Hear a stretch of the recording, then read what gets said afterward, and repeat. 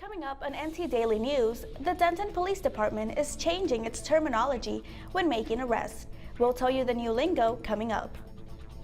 A dedicated UNT alumni used to read 300 pages of music a day, but that's not the only impressive thing about her. We'll tell you how. The 80-year-old broke barriers. And we will tell you the newest presidential candidate for 2020 and what his run for office will entail. From the Mayborn School of Journalism at the University of North Texas, this is NT Daily News.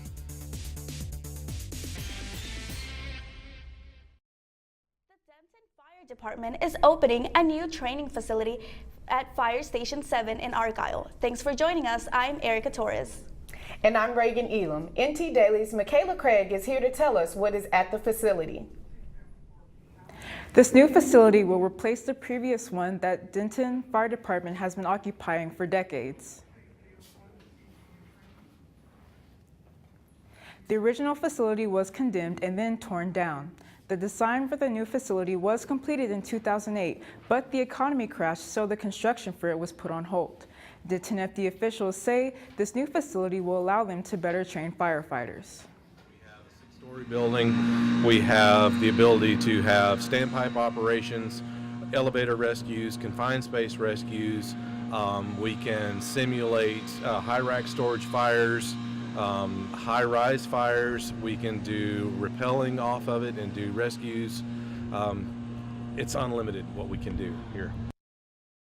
The City of Denton will have a grand opening ceremony at the new training facility on Vintage Boulevard in Argyle this Saturday at 1 p.m. All Denton residents are welcome to come. The Denton Police Department is taking steps to ensure force isn't being misused by officers when making arrests. The department is in the process of revamping its internal policy manual. The use of force policy will now be named the Response to Resistance Policy.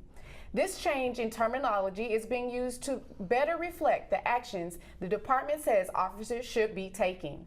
This change is something that's happening nationwide, and it's to better characterize what's actually occurring there.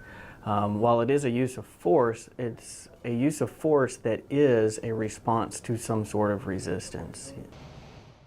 The Louisville Police Department is one of several others to make this same change. Coase says once completed, the manual will be available for the public to view online. If you commute regularly on North Locust Street, you might have to find a new way home.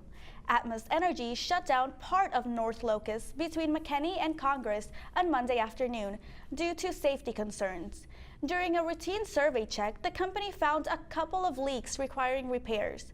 An Atmos spokesman said Atmos finished the roadwork on Monday, but laying down the cement is on hold until the rain clears. After 60 years of service, a IHOP served its last meal at the UNT location on Sunday. UNT bought out the land and plans to make renovations in the future. The lights are still on, but no one is taking orders in Denton's only IHOP. After years of trying to obtain the property, UNT and IHOP finally came to an agreement.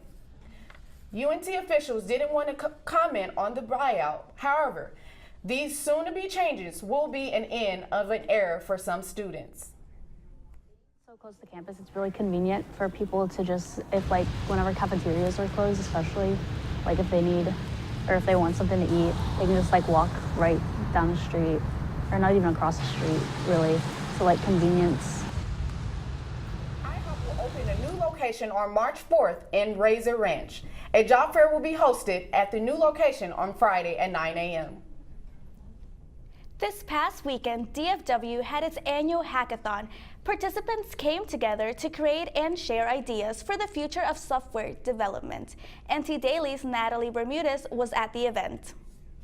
Hours of no sleep, intense competition, and hours of computer programming led up to the final showdown at DFW Hackathon.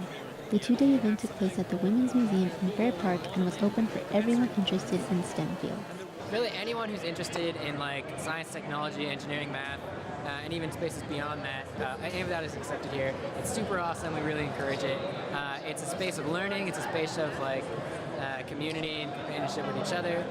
A lot of what we try and do is to get people to be okay with trying out new things. The event also includes sponsors like State Farm, Capital One, and company Magic Leap, who were all there to look for the next great idea.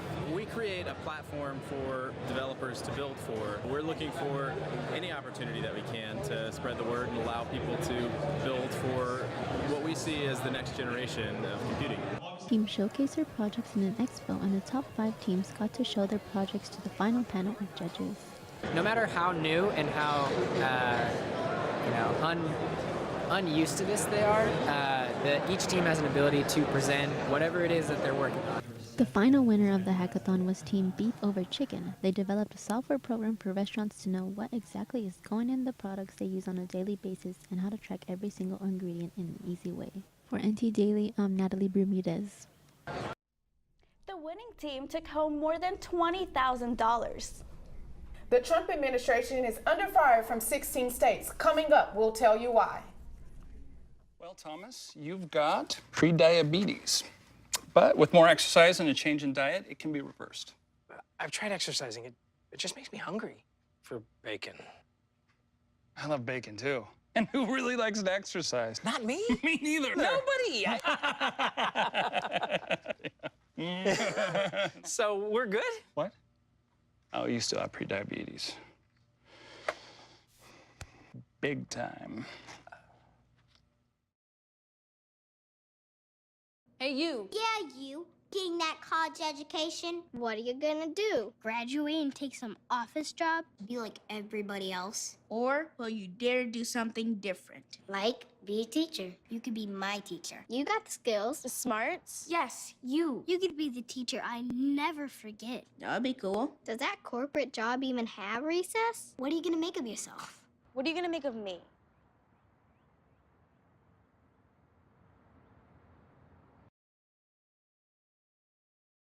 Green hat, red hat, oops.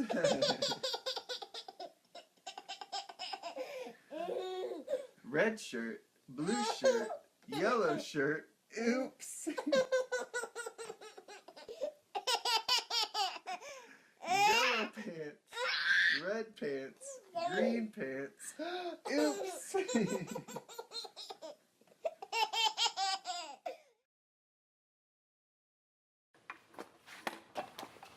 Did you hear about the pony with a sore throat? He was a little horse. Can I tell you a cat joke? Just kidding. Why couldn't the Why was the basketball court all wet? Why? Because the players kept dribbling all over it. Where the cats go on vacation? New York.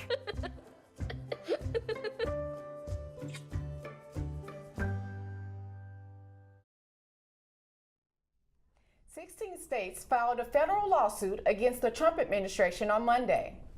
The coalition is led by California. The complaint seeks to bar the administration from using emergency powers to get money from other federal programs. Colorado, New York, and Virginia are among the states that joined California Attorney General Xavier Barraca in the effort. The lawsuit comes after President Trump filed a national emergency to get taxpayer funds for a border wall after being denied the money he wanted from Congress for the wall. Hundreds marched across the country in protest on President's Day. President Donald Trump called for Venezuelan President Nicolas Maduro to step down and allow aid to enter the country. At a rally Monday night in Miami, the president ramped up the pressure after both Vice President Pence and Florida Senator Marco Rubio called for Venezuelan opposition leader Juan Guaido to take over the Venezuelan presidency. We seek a peaceful transition of power, but all options are open. Last month, the U.S. imposed tough sanctions on Venezuela as it's targeted the Venezuelan state-owned oil company. Over the weekend, an American plane landed in Colombia with humanitarian aid.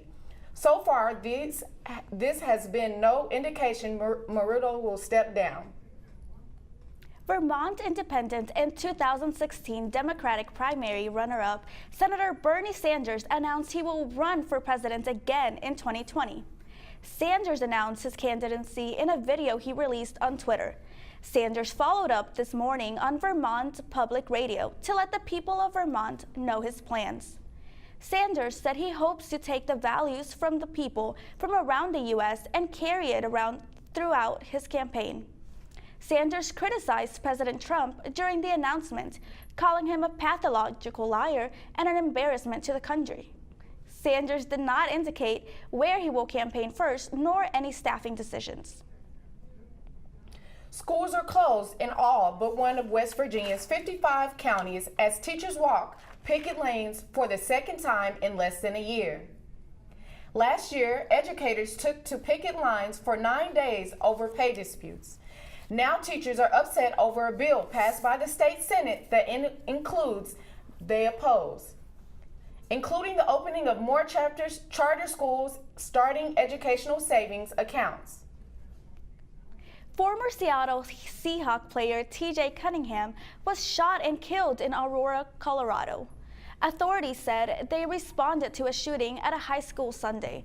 The University of Colorado shared a picture its former student Monday. The Arapahoe County Sheriff's Office said the suspects later contacted them. The shooting was sparked by an ongoing parking dispute. The suspect, 31-year-old Marcus Johnson, is being held without bond. It has been almost a month since Empire actor Jussie Smollett was attacked on his way home in Chicago. However, activists and investigators are having a difficult time believing in the actor's story.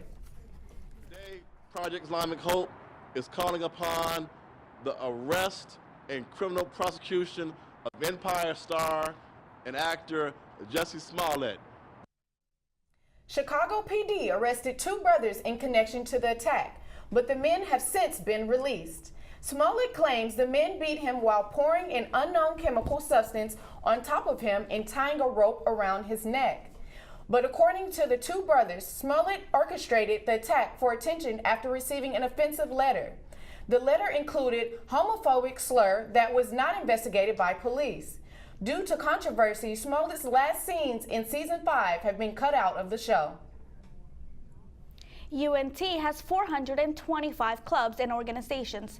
One sophomore student wanted to add a support club for students with mental illnesses to the list, but UNT has a concern with making the club official. Samuel Holland called the Office of Student Activities last semester and asked about support groups for students with mental illnesses. I was like, of course they have something like this, right? That's got to be an official student organization. And they were like, no, we don't really have anything specifically like this. As soon as I heard that wasn't a thing, I was like, this should be a thing. Holland put up flyers in different buildings. Natalie Thomas saw one in the Science Building and decided to join. It seemed really like a comfortable thing to try out. I usually don't do much for my mental health. Like, I went to Chestnut once and I didn't really enjoy the vibe that they had going on there. And I wanted to try their group therapy, but it's intimidating to me knowing that university officials might be there. And I don't know, it wouldn't have been comfortable for me to go like right to that. So I felt like this would be a good start. But when they tried to make the club official, the university had concerns. In an email to NT Daily, Callie Jorgensen, the coordinator for student organizations, said UNT was concerned with students discussing difficult topics without a mental health professional present. Having like a professional adult in the room kind of makes them less likely to be as open about some of the things that they would if it was just like their peers, just other kids their age in the same situation. Having that professional there, you're not quite as open. But Holland says not being an official UNT club limits the ability to reach out to other UNT students. The group is considering asking a graduate student to sit in on its meetings in hopes they would count as a professional. In the meantime, Holland says the unofficial club is meeting its purpose, which is to support one another and build relationships. I've already made, 10 plus friends that I see as being really good friends. I would rather have all the disorders in the world and the best friend in the world than have no disorders and be lonely. The group meets up Fridays at 5 in the Red Room inside Bruce Hall. Anyone is welcome to stop by and become a part of the unofficial club. For other campus mental health resources, head to the Counseling and Testing Services website. We sat down with one of the first African American undergraduate students at UNT. Her experience at the university and in the music program next.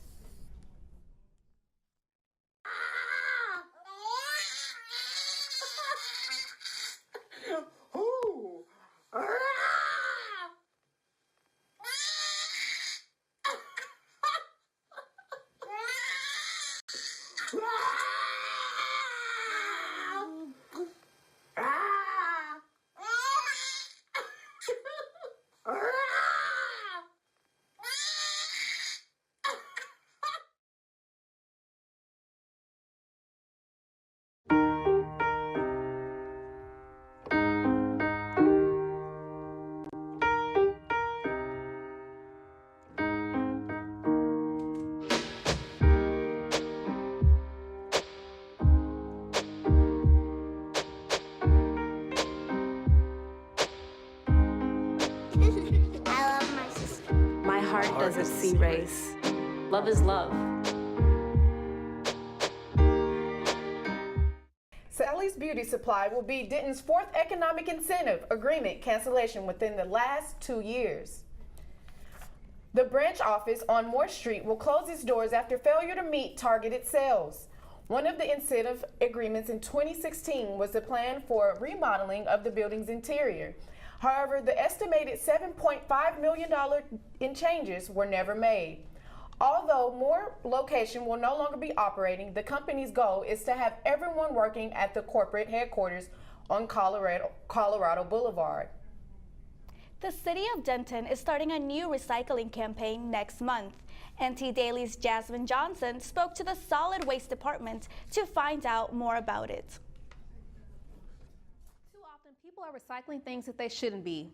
To help fix this problem, the city's Solid Waste Department is tightening up on recycling. Starting March 1st, the city will tag blue recycling carts that contain items that are not recyclable. Those carts will be emptied until the following week, after the items that shouldn't have been there are removed.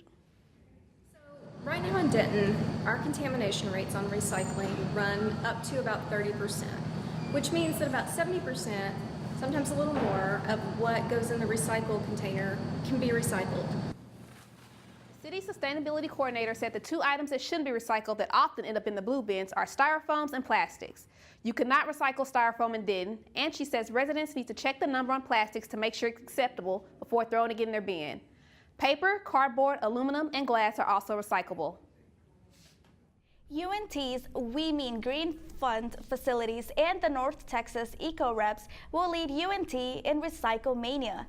The Mania is a competition among universities in the U.S. and Canada to compare campus waste reduction over 8 weeks.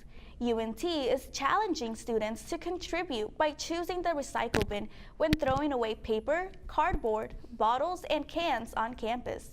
UNT Eco Reps are offering weekly prizes on social media for students posting pictures of recycling items. The competition will run through March 30th.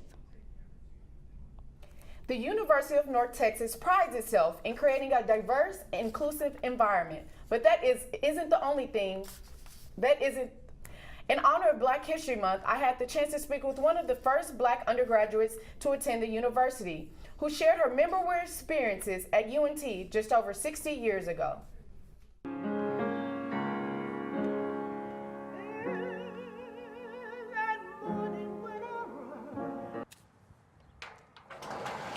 Morgan reminisced on how times have changed since the integration of Black students at UNT in 1956.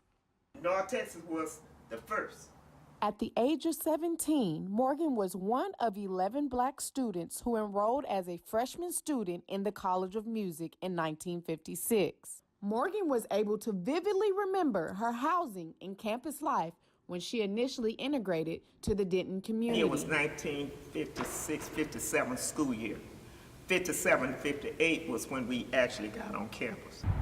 She recalls being the first Black student to live in Oak Street Hall dorms. Although Black students weren't allowed on campus, they were still prohibited to be in the same space with other students off campus. We were in Oak Street Hall. That was first on integration. And it was 4 of us. We stayed down at the very end. at Oak Street Hall. But we used to have sing-alongs at night. They come down in the pajamas, and we'd have sing-alongs. Morgan says she thoroughly enjoyed being a part of the prestigious College of Music.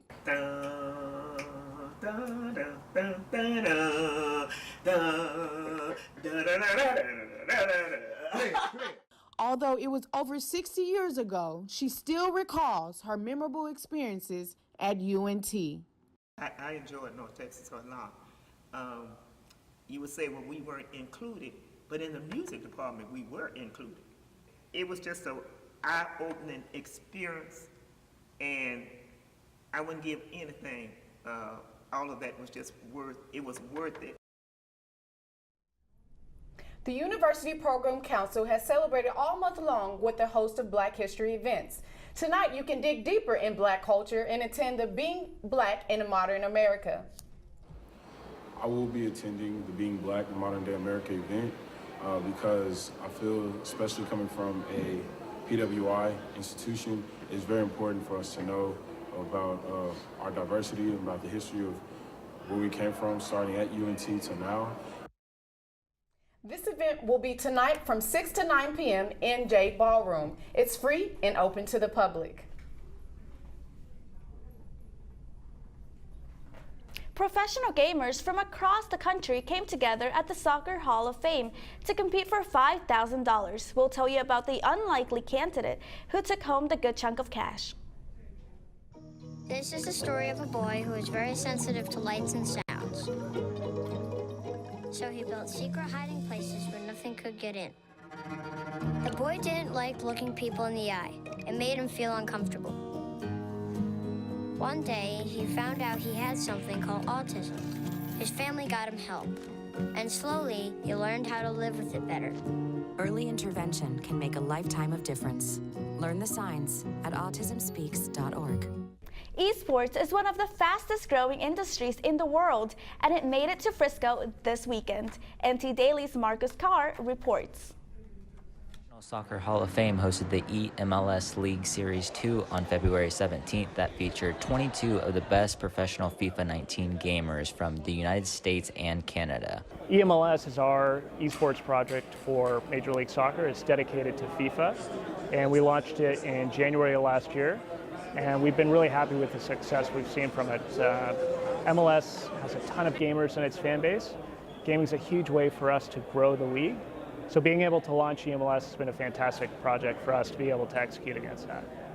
So in EMLS specifically, we have one gamer per team that competes competitively under the EMLS umbrella. We have clubs that have maybe multiple gamers, but they end up selecting one key gamer to feature in these competitions. So we have 22 main players right now out of 24 clubs within the league in total, which is fantastic for us, especially in our first year.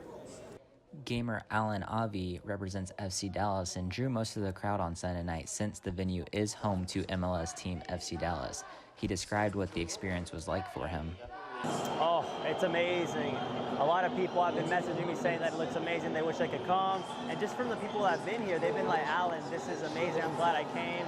It's just what we need. The esports culture is growing, and this is what it's like. It's a great time. One of the youngest gamers won the event in Frisco and also won the event in Los Angeles in January. The 18-year-old doesn't back down from older competition. So yeah, I'm one of the youngest in the MLS, actually second youngest. Skill Shack is 2 months younger than me, but yeah, it's actually fun being the youngest. You know, all the older guys kind of joke around saying, oh, you're the young kids, you know, the newbies, the babies, but yeah, no, there's no difference to being the youngest to being the oldest, you know, it's just, if you have the skill, you know, if you're good enough, you're old enough, is the way I look at it. The series tournament will continue in Boston with the EMLS Cup in March, which will lead into the EMLS World Cup this summer. For NT Daily News, I'm Marcus Carr. You can watch the replay of the competition on the MLS Soccer website. Many college students experience homesickness and might go see their family frequently. However, there are a number of UNT students who cannot afford to go home every month or every break. For in-state UNT students, it costs around $25,000 to attend per year. For international students, it costs nearly $38,000. One UNT international student from Vietnam can only afford to see his family once every 2 years. Despite this, today's technology, such as FaceTime, has helped him get through it. I'm like every once a week, I guess. Now, like the technologies has developed, so it's not like you have to write a letter and wait until like 2 weeks to send overseas, right? So, I mean, you always can call them anytime and talk to them, but of course, it doesn't bring you the feeling as close as being in person in Vietnam, but it still helps a lot. According to Google Flights, a one-way trip from Texas to Vietnam would cost you well over $1,000. The iconic kissing sailor passed away this past Sunday, days before his 96th birthday. George Mendoza served as a quartermaster during the war. Mendoza was in Times Square on August 14, 1945, when World War II was announced to be ending. The sailor grabbed a woman who he believed was a nurse and celebrated with the iconic kiss. The photo was later turned into a statue at the USS Midway in San Diego. Mendoza is set to be buried in Middletown, Rhode Island. Today is National Chocolate Mint Day and UNT is treating students at Mean Greens Cafe. That cafe is serving a variety of dishes and beverages, including chocolate mint soft serve till 8 o'clock tonight. The event is open to public and free for students with a meal plan. The price for the general public is $7.95. For more information, visit the UNT Dining website. That's our time for now. Thanks for joining us. We'll see you next time for NT Daily News.